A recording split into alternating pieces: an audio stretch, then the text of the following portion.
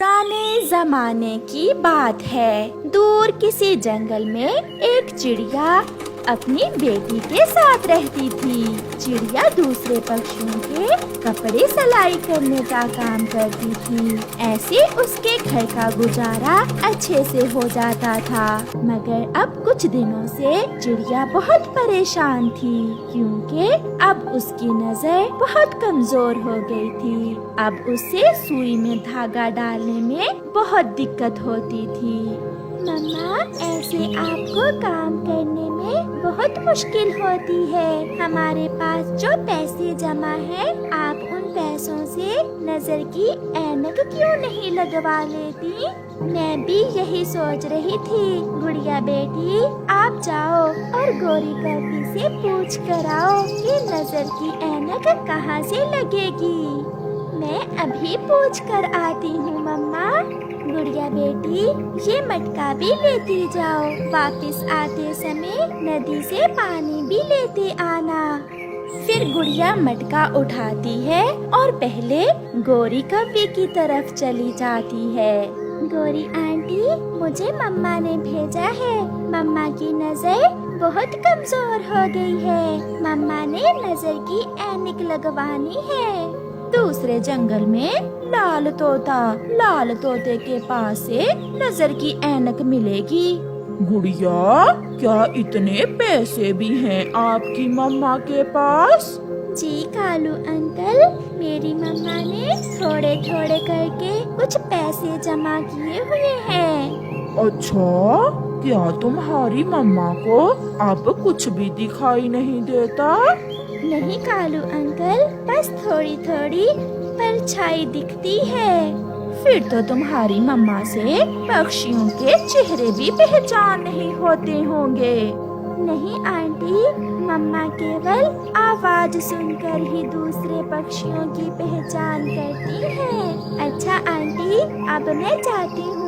मुझे नदी से पानी भी लेने जाना है। ऐसा कहते हुए गुड़िया नदी से पानी लेने चली जाती है। कौवा तो खुशी के मारे उछल रहा था। कालू, इतना क्यों उछल रहे हो? क्या शैतानी आई है अब तुम्हारे दिमाग में? गौरी, चिड़िया ने जो पैसे ऐनक लगवाने के लिए जमा किए हैं, मैं वो चुराने जा रहा हूँ। कालू, अगर चिड़िया ने देख लिया तो? अभी तो गुड़िया बता कर गई है कि चिड़िया को कुछ नजर नहीं आता। वो केवल आवाज से ही पहचान करती है और मैं तोते की आवाज अच्छे से निकाल सकता हूँ। फिर कौवा जल्दी से अपने घर से निकलता है। कौवा चिड़िया के दरवाजे पर दस्तक देता है। कौन है? मिठू, मैं हूँ मिठू तोता। चिड़िया बहन, दरवाजा खोलो। मिठू, अंदर आ जाओ, दरवाजा खुला ही है। फिर कालू कौवा जल्दी से चिड़िया के घर के अंदर चला जाता है। मिठू, क्या काम है? सब ठीक तो है? जब चिड़िया कौवे को मिठू समझकर बात कर रही थी, तो उसका मुंह दूसरी तरफ था।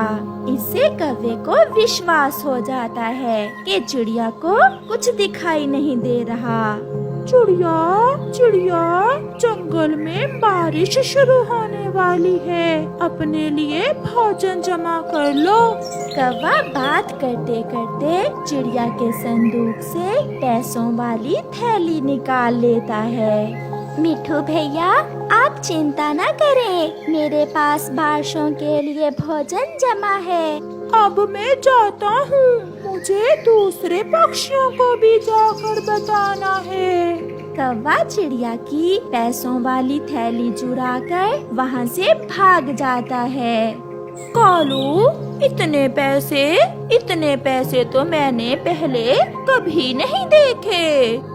गौरी, अब ये पैसे जल्दी से वापस थैली में डालकर छुपा दो।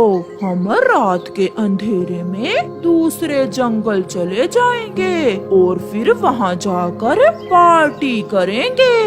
और कुछ दिन उसी जंगल में गुजारेंगे। गोरी वो पैसे थैली में डालकर छुपा देती है। गुड़िया भी घर वापस आ जाती है। मम्मा, गोरी आंटी ने बताया है कि दूसरे जंगल में लाल तोते के पास से नजर की ऐनक मिलेगी। आप चले, मैं आपको पकड़कर दूसरे जंगल में ले जाती हूँ। गुड़िया बेटी, संदूक से पैसों वाली थैली निकाल लो। फिर गुड़िया संदूक खोलती है, मगर वहाँ तो कुछ भी नहीं था, ना थैली और ना ही पैसे। मम्मा, यहाँ तो कुछ भी नहीं है। ये सुनकर गुड़िया की मम्मा घबरा जाती है। बेटी, ध्यान से देखो, मैंने पैसों वाली थैली संदूक में ही रखी थी। मम्मा, यहाँ कुछ भी नहीं है, मैंने अच्छे से देख लिया है। मम्मा, जब मैं बाहर गई थी तो कोई घर में तो नहीं आया था। गुड़िया बेटी, मिट्ठू तोता आया था मुझे बारिश का बताने, तो फिर मिट्ठू तोता ही पैसे चुरा कर ले गया है। मगर बेटी, वो चोर नहीं है। मम्मा, तो फिर पैसे कहाँ गए? ये पैसे जरूर मिट्ठू अंकल ने ही चुराए हैं। गुड़िया बेटी, जल्दी से जाओ और मिट्ठू अंकल से जाकर पूछो। गुड़िया समय जाया किए बिना मिट्ठू अंकल के पास जाती है। मिट्ठू अंकल, वो पैसे आप मुझे वापस कर दें जो अभी अभी आप हमारे घर से चुरा कर लाए हैं। गुड़िया बेटी, ये क्या बात कर रही हो आप? मैं तो आपके घर में ही नहीं गया, तो फिर पैसे कैसे चुराऊंगा? मेरी मम्मा को आँखों से जरूर कम नजर आता है, मगर मम्मा के कान ठीक हैं, वो आवाज पहचान सकती हैं। आप मम्मा को बारिश का बताने अभी थोड़ी देर पहले ही तो हमारे घर गए थे। ये झूठ है, मैं सुबह से अपने घर से बाहर ही नहीं निकला। गुड़िया रोने लग जाती है। तो फिर मेरी मम्मा के पैसे कौन चुरा कर ले गया? उन पैसों से मेरी मम्मा ने नजर की ऐनक लगवाना थी। गुड़िया बेटी, चुप हो जाओ और आप घर जाओ, मैं चोर को पकड़ लूंगा और सच्चाई आपके सामने जरूर लाऊंगा। गुड़िया रोती हुई घर वापस चली जाती। मम्मा, मिट्ठू अंकल कहते हैं कि वो हमारे घर आए ही नहीं थे, वो कोई और होगा जो भेस बदल कर पैसे चुरा ले गया। मगर वो आवाज मिट्ठू की ही थी, मैंने खुद सुना। यार कबूतर, अगर चोर को ना पकड़ा तो चिड़िया मुझे ही चोर समझेगी, क्योंकि वो चोर मेरी आवाज में बात कर रहा था। ऐसा पक्षी कौन हो सकता है जो तुम्हारी आवाज बोल सकता है? मुझे तो काले कौवों पर शक है। चलो मिट्ठू, हमें कौवों का पीछा करना चाहिए। मिट्ठू और कबूतर वहाँ से जाते हैं और कौवों के घर के पास जाकर छुपकर बैठ जाते हैं। वो रात के अंधेरे में पैसे लेकर जरूर निकलेंगे और हम उन्हें पकड़ लेंगे। कालू जी, उठो, देखो रात गहरी हो गई है। कालू कौवा भी उठ जाता है।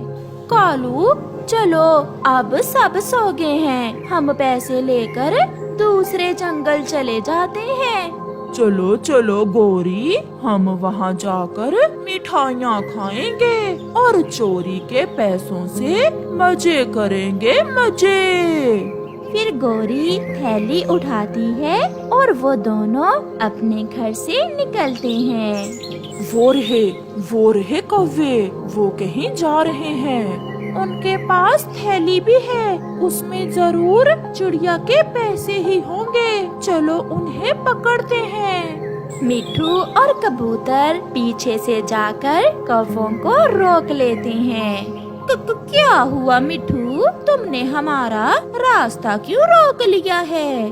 इस थैली में क्या है? भोजन, इसमें भोजन है।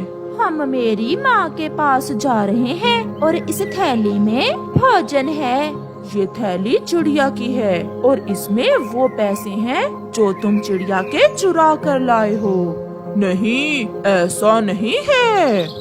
मैं अभी दूसरे सब पक्षियों को बुलाता हूँ। अगर तुम चोर हुए तो फिर सब मार मार कर तुम्हें सबक सिखाएंगे। ना ना मिट्ठू, किसी को ना बुलाना, इसमें पैसे ही हैं। आप ये थैली वापस ले लें और हमें ना मारना। हमें माफ कर दो मिट्ठू। फिर कौवे वो पैसों वाली थैली कबूतर को दे देते हैं।